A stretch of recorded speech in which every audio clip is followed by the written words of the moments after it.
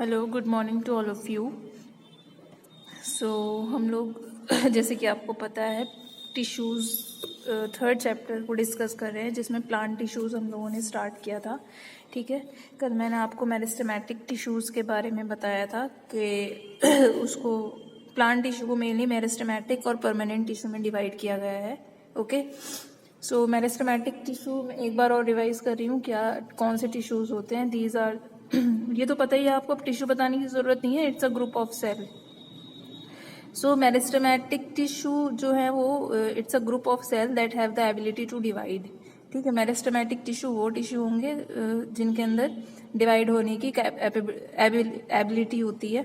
Means इनके अंदर ऐसी सेल्स होंगी जो डिवाइड होती है, तो जाहिर सी बात है जो सेल डिवाइड होगी तो मीन्स वो टिश्यू भी डिवाइड होगा। और दूसरा ये है कि they are present only in certain regions to plant growth is restricted to these regions and these regions are meristem। तो जो ये मेरिस्टेमेटिक टिश्यू होते हैं ये कुछ ही रीजन्स में, प्लांट के जो पूरी बॉडी होती है उसके सर्टेन रीजन्स में ही प्रेजेंट होते हैं, क्योंकि जो प्लांट ग्रोथ होती है वो एक उसकी ग्रोथ भी रेस्ट्रिक्टेड होती है। अब ये है नहीं कि जो स्टेम है वो आसमान तक चला जाएगा और जो उसकी विड्थ है वो पूरी दुनिया को घेर लेगी, ऐसा नहीं हो सकता। तो it's limited and restricted to the certain regions.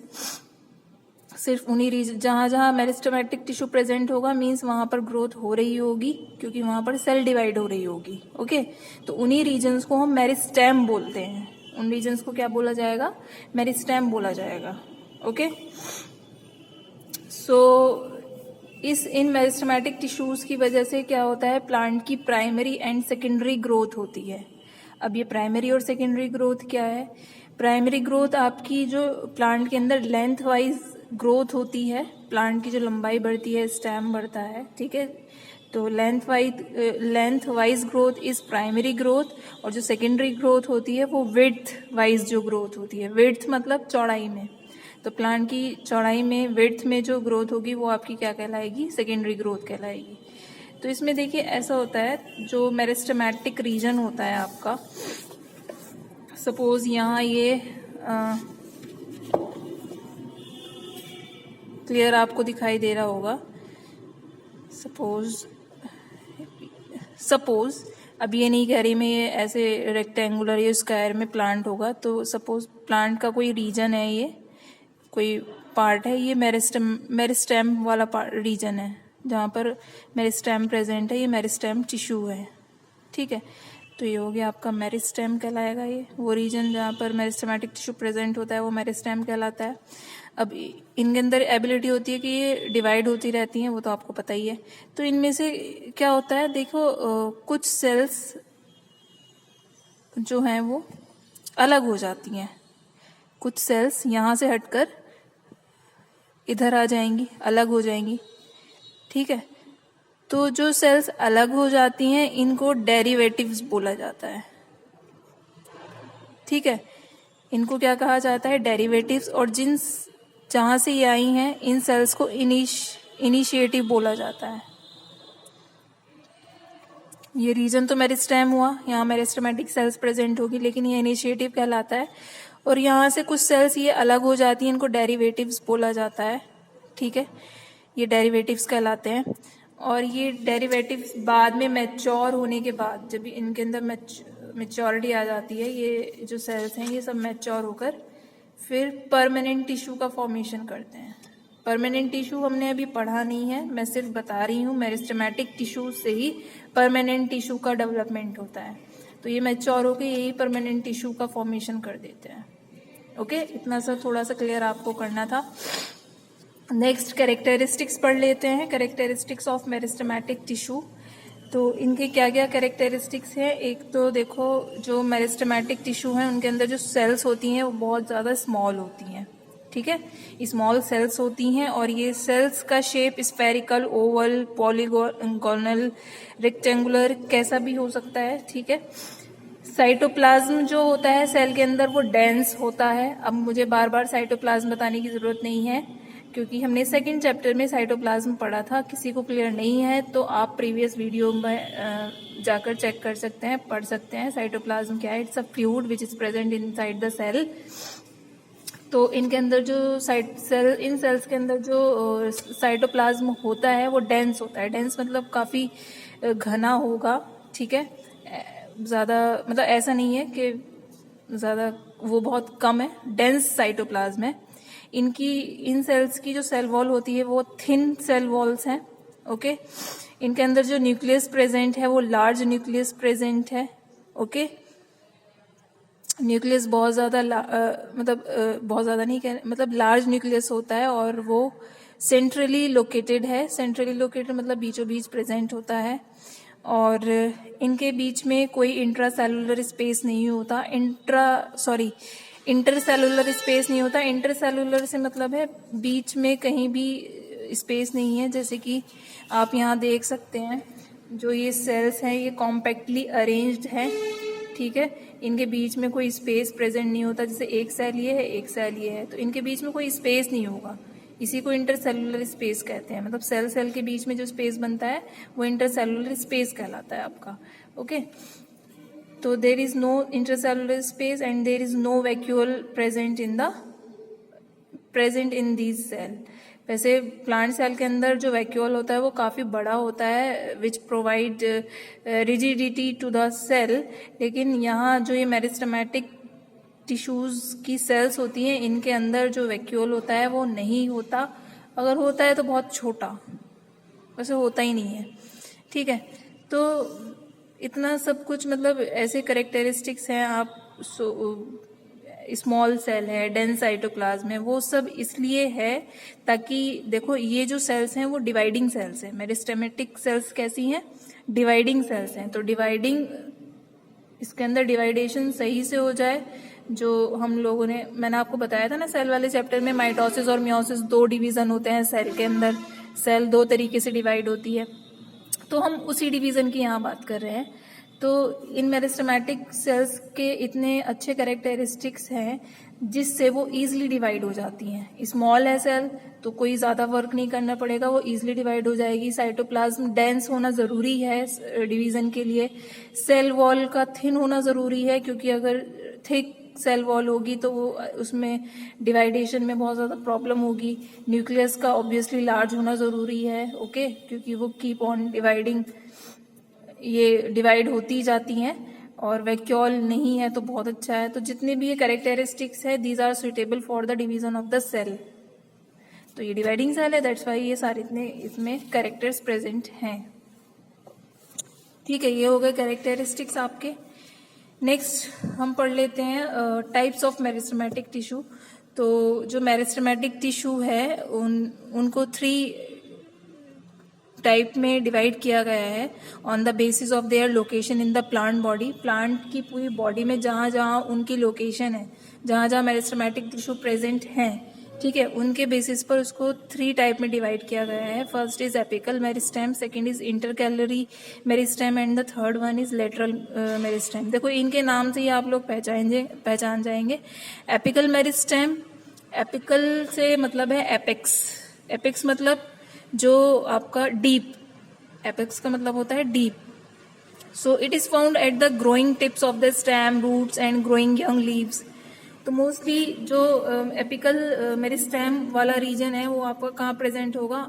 ये एक प्लांट बॉडी दिखाई गई है, it's a tip of stem, ये टिप रीजन है। तो ये वाला, इस रीजन में ये जो रीजन है आपका वो एपिकल मेरिस्टेम का है, ठीक है। रूट्स अगर हम बात करें, सपोज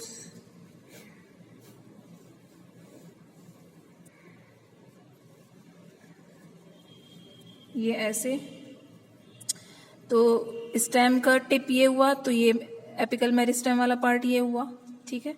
रूट टिप, ये रूट टिप होगा, इतना रीजन, इतना रीजन। तो हर एक रूट का जो रूट टिप है वो एपिकल मेरिस्टेम वाला पार्ट है। जिस वजह से कोई अगर छोटा प्लांट है, अगर आप उसको 10-12 साल बाद देखें वो बहुत बड़ा हो जाता है। वो किस वजह से हो जाता है? इसी से तो होगा।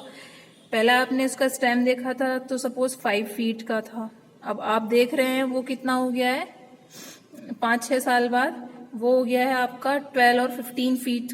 तो मीन्स उसके एपिकल वाले पार्ट में क्या प्रेजेंट है, डिवाइडिंग सेल्स प्रेजेंट है विच आर मेरिस्टेमेटिक सेल्स।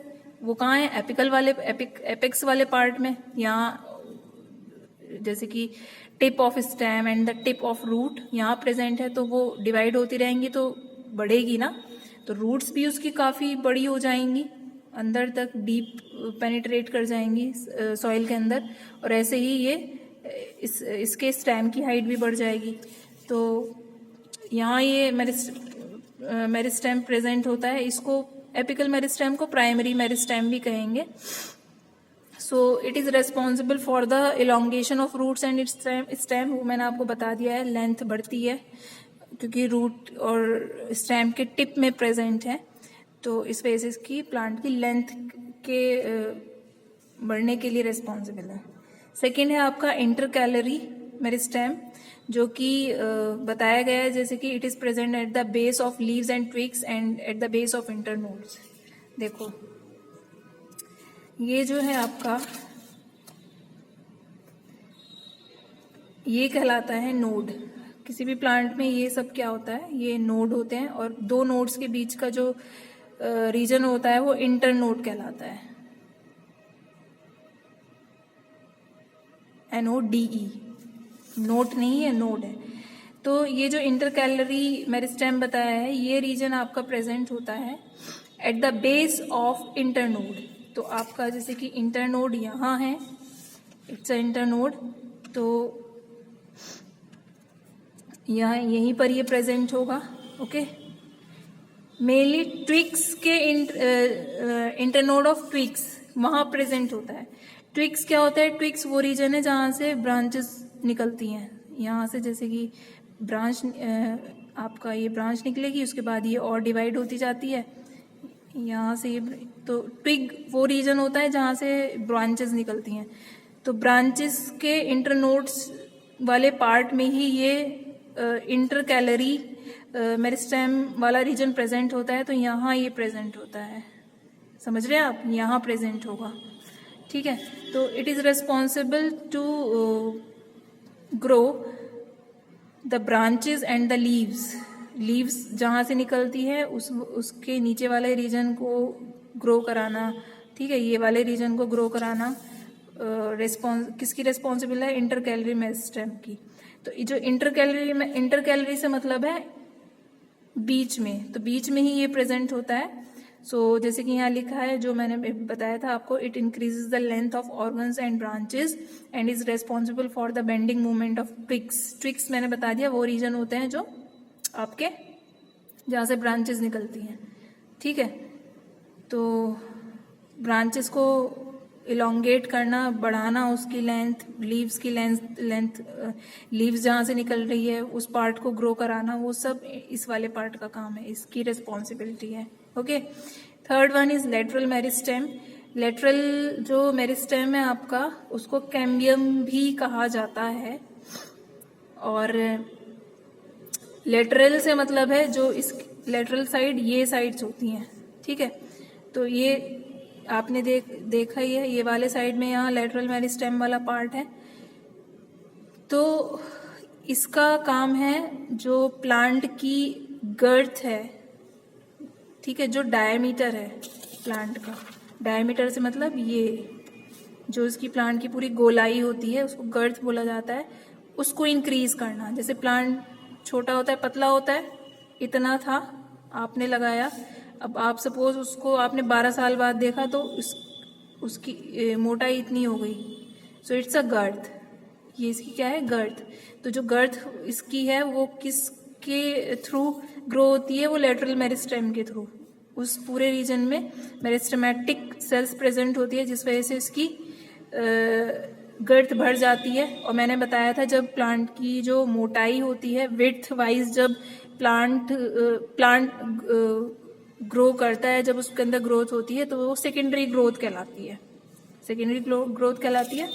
तो इसमें देखो वेस्कुलर कैम्बियम और कॉर्क कैम्बियम दोनों रीजन में ही ये मेरिस्टेमेटिक सेल्स प्रेजेंट होती है। सो एक रीजन है आपका कॉर्क कैम्बियम, इसकी गर्थ वाइज जब ग्रोथ होती है, और एक वेस्कुलर कैम्बियम में। अगर हम इस ट्री को ऐसे कट कर दें, कट करने पर आपको कुछ इस टाइप का दिखाई देगा ना ये, ठीक है। तो इसका जो इंटरनल रीजन है ये वाला रीजन, ओके। प्लांट के जो भी प्लांट है, पूरा ट्री है, उसके बाहर वाले रीजन पर छाल होती है। छाल मतलब जो उसकी पपड़ी जैसी आपको दिखाई देगी, उसको बार्क कहते हैं, ठीक है, या कॉर्क भी कह सकते हैं। तो ये जो ये है, ये पूरा आपका बार्क वाला रीजन है। इसको प्लांट को कट करके मैं ये बता रही हूँ। उसके अंदर वाला रीजन आपका कौन सा रीजन होगा? वेस्कुलर रीजन होगा। तो उसको हम क्या कह रहे हैं? Vascular cambium. तो इस रीजन में आप भी मेरिस्टेम प्रेजेंट होती है, तो यहाँ होगी, तो मीन्स यहाँ की सेल डिवाइड होंगी, इट्स अ इंटरनल पार्ट। तो ये इसकी इंटरनल ग्रोथ हुई, इंटरनल ग्रोथ होने पर ये चौड़ी होती जाएगी, ठीक है, विड्थ इसकी इंक्रीज होगी। ऐसे ही जो कॉर्क वाला पार्ट है, यहाँ भी मेरिस्टेम प्रेजेंट होती है, इसकी आउटर ग्रोथ होती है, एक्सटर्नल ग्रोथ। एक्सटर्नल पार्ट है ये जहाँ पर कॉर्क प्रेजेंट है, ठीक है। तो यहाँ पर भी एक्सटर्नल ग्रोथ होगी, तो इसकी विड्थ बढ़ती जाएगी। इस टाइप से इसकी गर्थ में जो भी ग्रोथ होती है, चौड़ाई, प्लांट चौड़ा होता जाता है, लेकिन वो भी एक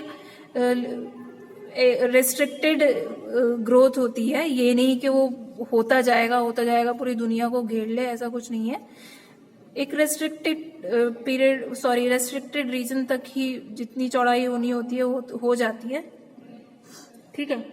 मेन यहाँ कहने का मकसद ये है तो कि मेरिस्टेमेटिक जो सेल्स हैं, जो मेरिस्टेमेटिक टिश्यू हैं, वो इन 3 रीजन्स में प्रेजेंट होते हैं, जिस वजह से प्लांट की लेंथ और विड्थ या गर्थ कह सकते हो, उनमें ग्रोथ होती है, ठीक है, जिस वजह से प्लांट लंबा हो जाता है और चौड़ा हो जाता है। आई होप इतना क्लियर हो गया होगा आपको। नेक्स्ट हम फिर आगे डिस्कस करेंगे नेक्स्ट इशू। Thank you.